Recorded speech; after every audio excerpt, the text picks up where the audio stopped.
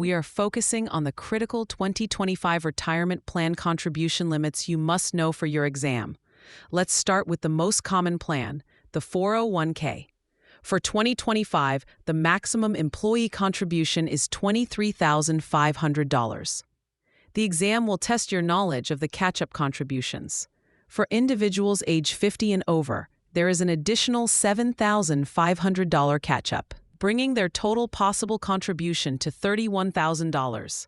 However, the Secure Act 2.0 introduced a new, higher catch-up contribution that is a prime target for new exam questions. For participants who are ages 60, 61, 62, and 63, the catch-up amount increases to $11,250. Therefore, a 62-year-old client could contribute a total of $34,750. Expect a question that gives you two taxpayers, one age 58 and one age 61, and asks you to calculate their maximum differing contributions. The trap is applying the standard catch-up to the 61-year-old instead of the new, higher limit. Next, let's look at individual retirement arrangements, or IRAs. For 2025, the contribution limit for a traditional or Roth IRA is $7,000.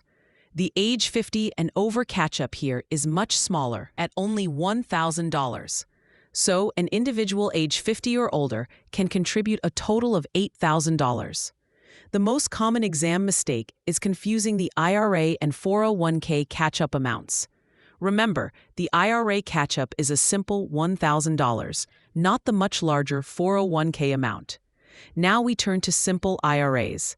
The employee contribution limit for a simple IRA in 2025 is $16,500. These plans also have a standard age 50 and over catch-up, which is $3,500.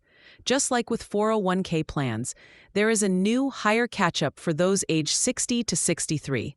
This higher limit is $5,250. So, for an individual who is 60 years old, their maximum contribution would be the $16,500 base, plus the $5,250 special catch-up, for a total of $21,750. An exam question might ask you to compare the maximum contribution for a 55-year-old and a 60-year-old in the same simple plan to see if you know which catch-up amount to apply. Finally, we have the SEP IRA, or Simplified Employee Pension.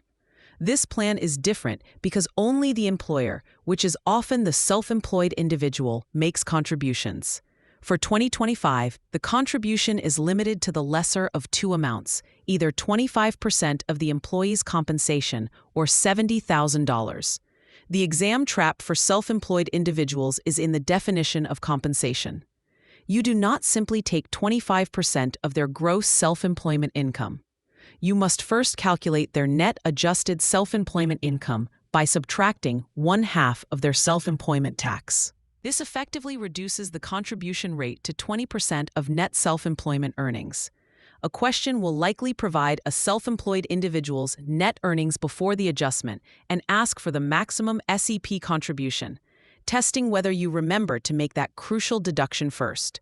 To keep these base numbers straight, try this phrase: simple 16.5, 401k 23.5, IRA is 7, SEP's a big heaven. This helps lock in the primary contribution limits before you even start thinking about the various catch-up rules.